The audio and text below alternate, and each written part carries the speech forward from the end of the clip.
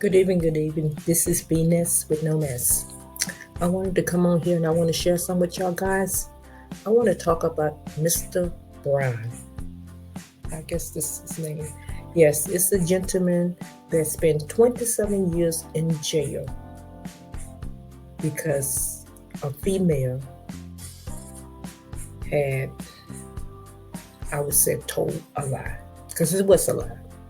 She had said Brian had unalived this older lady named Miss Ann.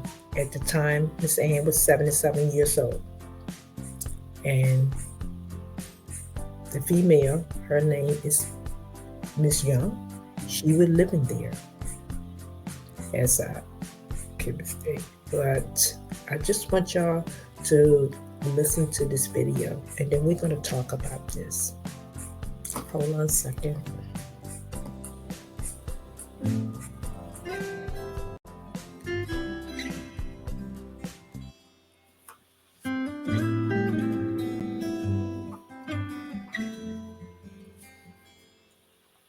In April of 1998, police found the body of a 77-year-old woman named Ann Prasniak in a box in the closet of the bedroom of her third-floor apartment near downtown Minneapolis. As they investigated, they spoke to several witnesses, including a woman. They became more aggressive with her because they had found her fingerprints on some packing tape, the same packing tape that was used to bind up the victim.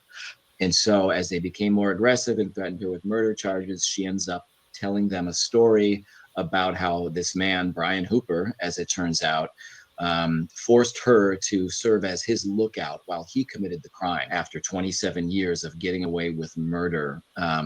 She's serving a sentence in a Georgia prison.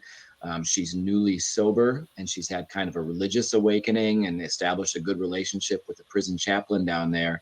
Has finally decided to unburden herself of this terrible secret, came forward, asked to speak to law enforcement, and in multiple recorded conversations since then, has confessed not only that she committed this murder, that she acted alone, that she hid the body, again, acting alone, but also that she had falsely accused Brian Hooper in order to draw attention away from her own guilt.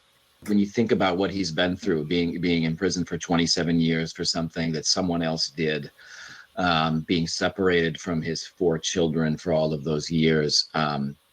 Amazing how he has held on to his dignity and his optimism and has never given up, just as his kids never gave up on him.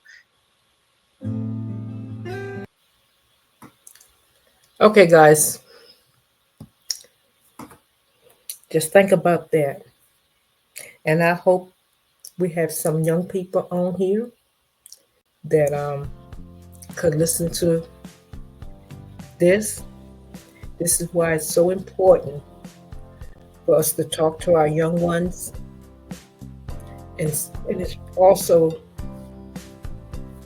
it's important for the young ones to understand when it come down to friends, really when it come down to any other human beings, because the only thing about it,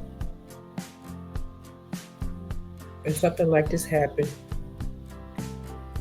people will throw you in.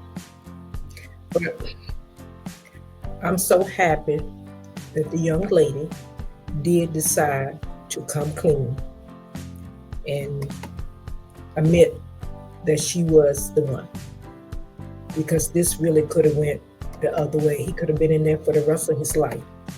And I am so happy that she did come clean. But hold on a second. Let me pull up the letter that she had. She had written a letter, a memo. And I just want y'all guys to see it, because I don't have a whole lot on him.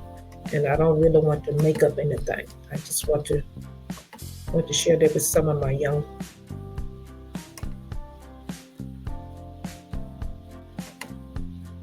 This is the letter.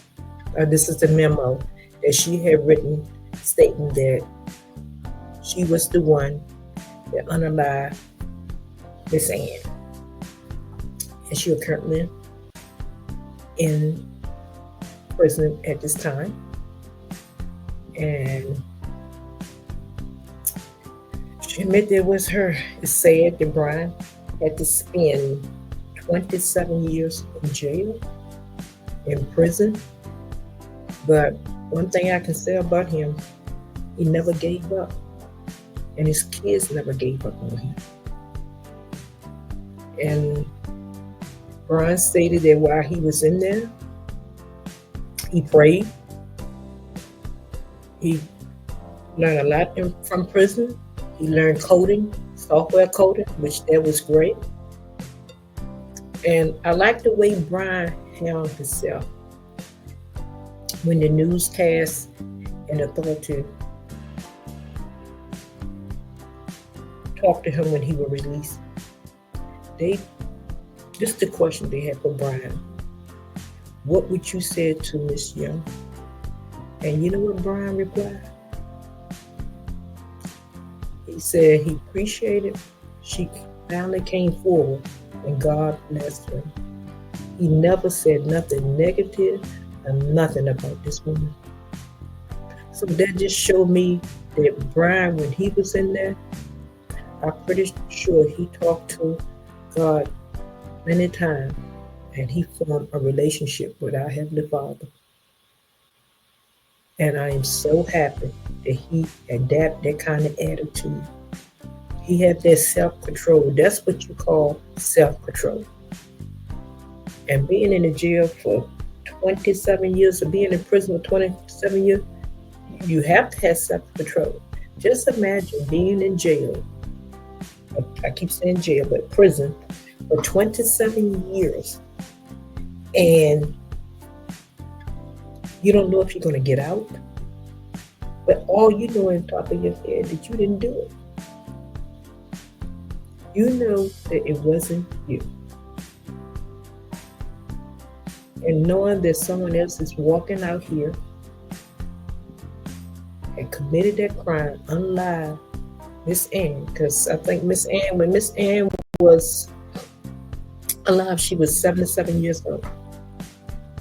And I think April the 15th, 1998, they said the police found her body in a cardboard box in her bedroom closet on the 3rd floor of her apartment.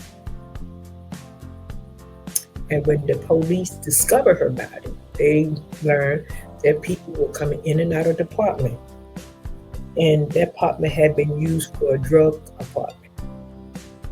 And for some time after Miss Ann had died. So Miss Ann was unalive by Miss Young. And she was using their apartment for her drug house, if you want to call it. So by Brian being her friend and had been going over there, he got caught up in that. So when they found Miss Ann and she was unalive, that's when Miss Young told them or point the finger at Brian. And Brian had told his inmates, authorities, that he did not kill him. He said, I never killed him. He kept telling everyone, it wasn't me. It wasn't me. And this is what I'm trying to say, young people. Just think about it. You 23 years old, 24, and you hanging out with someone. Something go down like this, and they give you 40 years in prison. And this crime, you know nothing about it. You don't even know what happened. You could be just like Brian. All you know, someone invited you over to an apartment. And you sit around, you smoke, you drink, having a good time. You don't know if whoever invited you to the apartment haven't done or commit a crime, unalive someone. So you going back and forth, hanging out, smoking, having a good time, just going about your business. Then all of a sudden, one day, click, click, you headed to jail because they say you unalive someone. And back in your mind, you were like, it wasn't me. And the person that commit the crime is going about their business. And they done went and told the authority that it was you. And the bad thing about it, she and Brian, it was like friends. I don't know how deep the relationship was, but they knew each other because he was going over to the apartment and they were smoking. So that's why I'm saying, young people, I don't know a whole lot about this, and I'm not the one that's going to get on here and add more to it. I just have to wait and see what happens. Brian is free at last. That's all we know. He is free at last. And I just pray and hope that the state can fix this. Give him something. Brian needs to be compensated. He needs to have some money. I'm going to break it down. He needs some money for those years that he was behind the bars. That's just not right. And for her, I am happy that she decided to come forward and free this man. She free him. I don't know what the court system is going to do. I don't know if they're going to add more years to her or what for taking Miss Ann's life, but she did the right thing. That between her, the court system, and our Heavenly Father. But young people, let this be a lesson. Be careful who you hang out with. Be careful who you drink with. Be careful who you talk to. And have self-control. Because self-control is what's going to keep you out of trouble. And guys, like I said, I don't know a whole lot about this, but one thing I can say, this gentleman, he took in practice the fruits of the spirit because he had self-control, he had love, he had patience, he had peace, he had joy, he had kindness, he had goodness, and he had mind.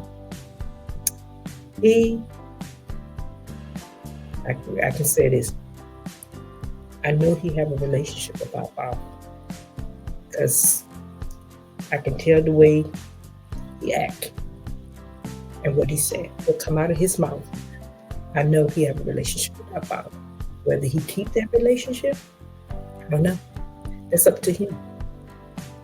But the brother is free. That's all we need to know. The brother is free.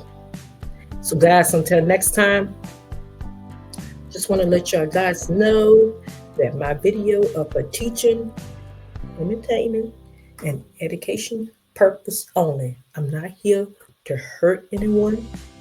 I'm just here to focus more on the right and sometimes the wrong, and try to help our youth and save our babies. So guys, until next time, be careful, love on each other, and peace.